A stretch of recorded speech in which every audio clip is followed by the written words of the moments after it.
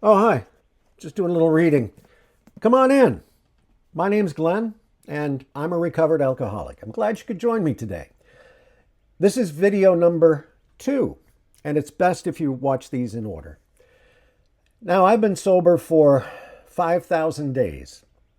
And in case you were wondering, this channel is dedicated to recovery based on Christian principles, God, and faith. In this video, I'm going to be telling you my story, what it was like, what happened, and what it's like now. Now, let me be clear. I'm not a doctor, I'm not a therapist, I'm not a counselor, and I'm not a pastor. I'm a recovered alcoholic. I'm a guy that abused alcohol for 40 years while it abused me. As the title of the video says, I'm done hiding. This is about my love affair with alcohol and how God saved me. That's right. I'll try to keep it short, at least short enough to get the point across. So let's go back in time. That was a great song. What was drinking like back in my 20s? Well, that's when it all started, I guess. I came from a middle-class family. My folks were very light drinkers, special occasions only. My drinking, yeah, a little bit different. Probably what you'd expect from most hard-drinking 20-somethings. Lots of parties, some wild nights. Nothing too serious. I mean, there were some hangovers, but no real consequences. I hadn't crossed that line. Yet. No, that took a few more years. That didn't happen until my 30s. Right around the time my 2 careers started to take off. Yeah, that's right, 2 careers. I mean, I had to have more than one. Sound familiar? Well, I was working in radio as an on-air personality, and I was also in a band. Yeah, radio, the music business, late night gigs, parties, open bars, the whole scene.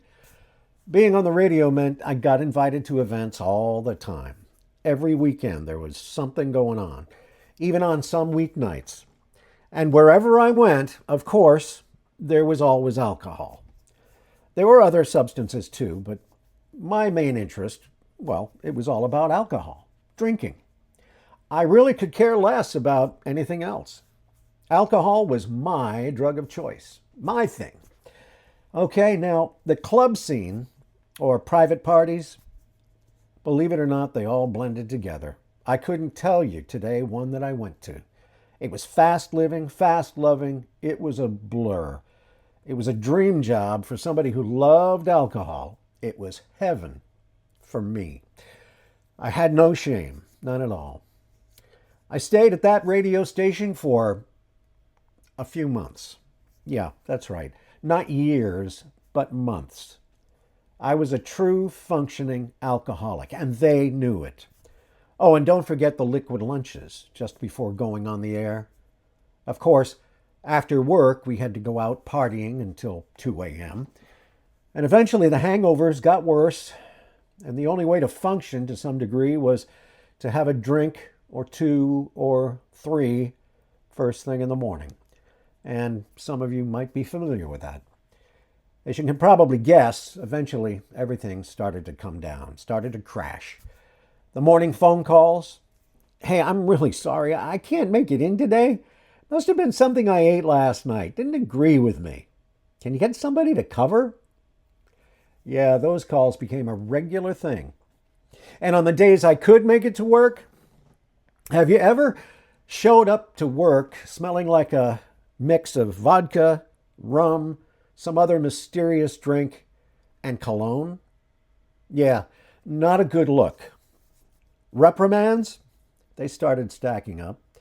And then came the part where one of the office girls would come in with that dreaded message. Hey, Glenn, the boss wants to see you as soon as you finish your shift. And then there was no job. But hey, it wasn't my fault. They don't appreciate me. I didn't drink that much. The bartender just kept pouring me drinks the other night, and it was an open bar, and they should have shut me off. The heck with them. Look, It's time to move on, right? They don't know what they're losing. Yeah, that's how I rationalized my behavior. Unbelievable. Pack the bags, honey. Hop in the van. Let's get out of here.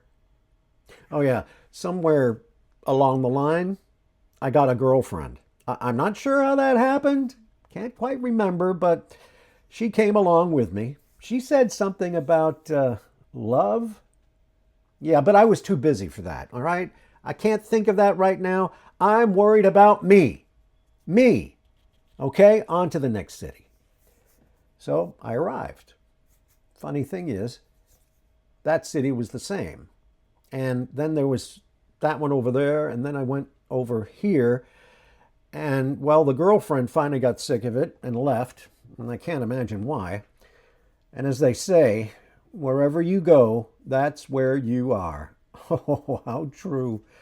That scene happened more than a couple of times. So many opportunities down the drain. And finally, after my last move, I said, I've had enough. Oh, not of drinking, but of the radio business. That was the end of that career. And wait, there's more. In my head, I was still the star of the show. My ego was so big, there wasn't any space left for the real me. Proverbs in the Bible says, pride ends in humiliation, while humility brings honor.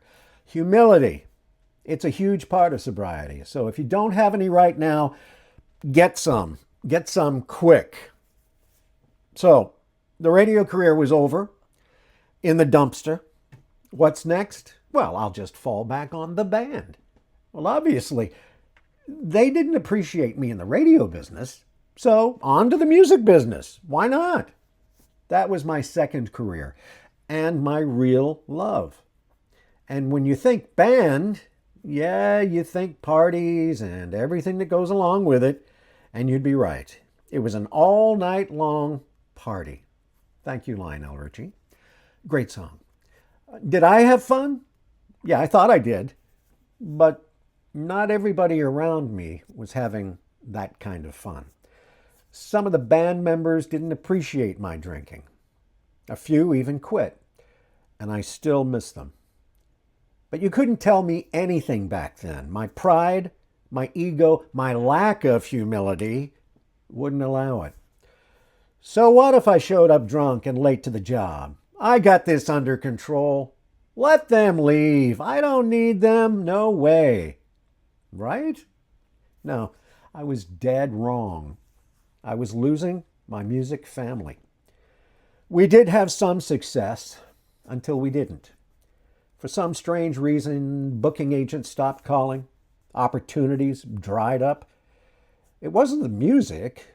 Seems it had something to do with the front man. Drank too much.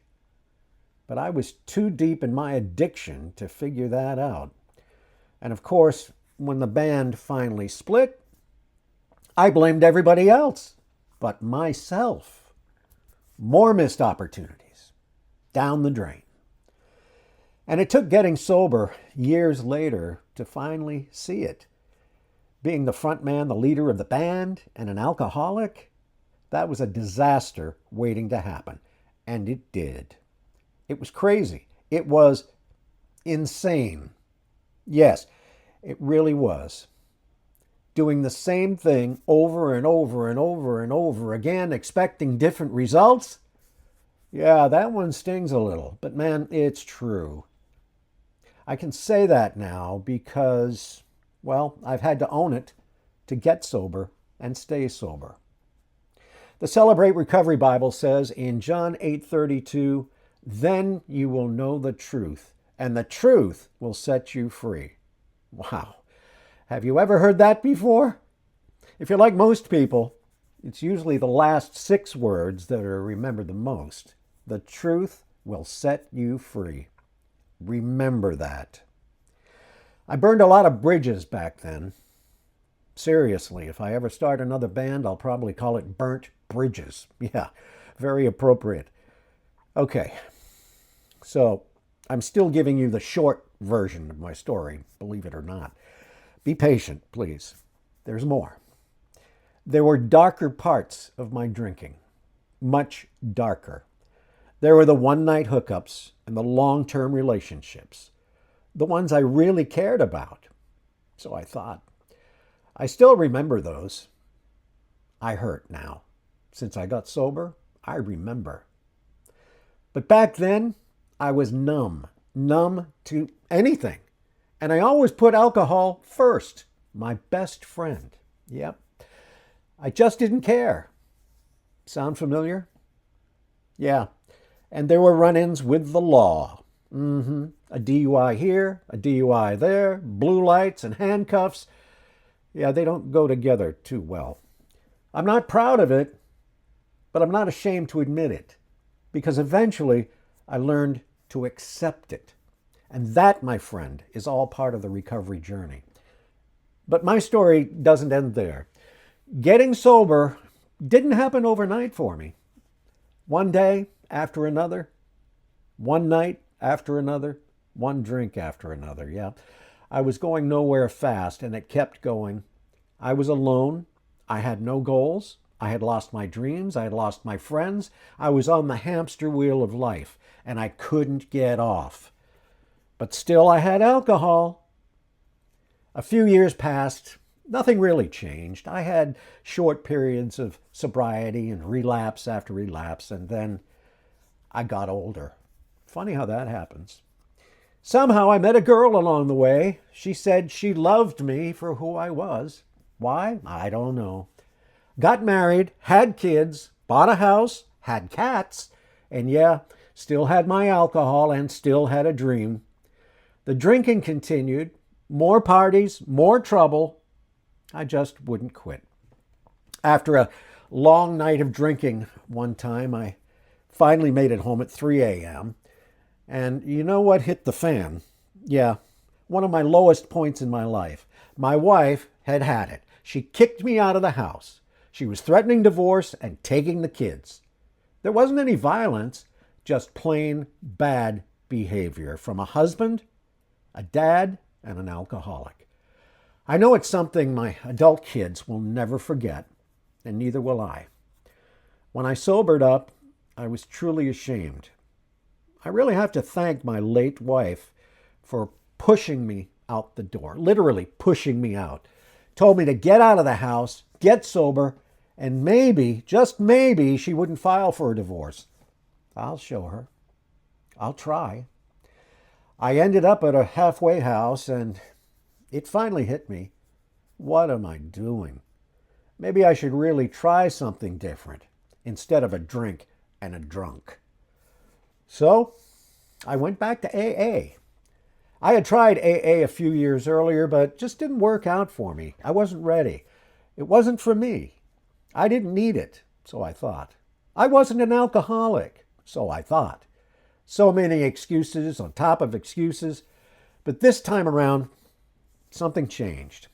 I kept hearing, keep coming back. The coffee was good. The people were just like me. I thought, okay, I'll come back. I'll give it a shot. I'll do this for the wife and the kids. Well, I didn't realize at the time that real recovery is a selfish process. You do it for you, not for the girlfriend, the wife, the kids, the dog. No, nobody else. You do it for you. It took a while for me to get back, but finally, we did get back together. I'm not proud to say there were some relapses along the way, but they were short, uneventful.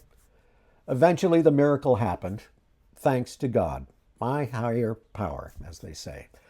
I put a week together without a drink, then 2 weeks, then a month, 3 months.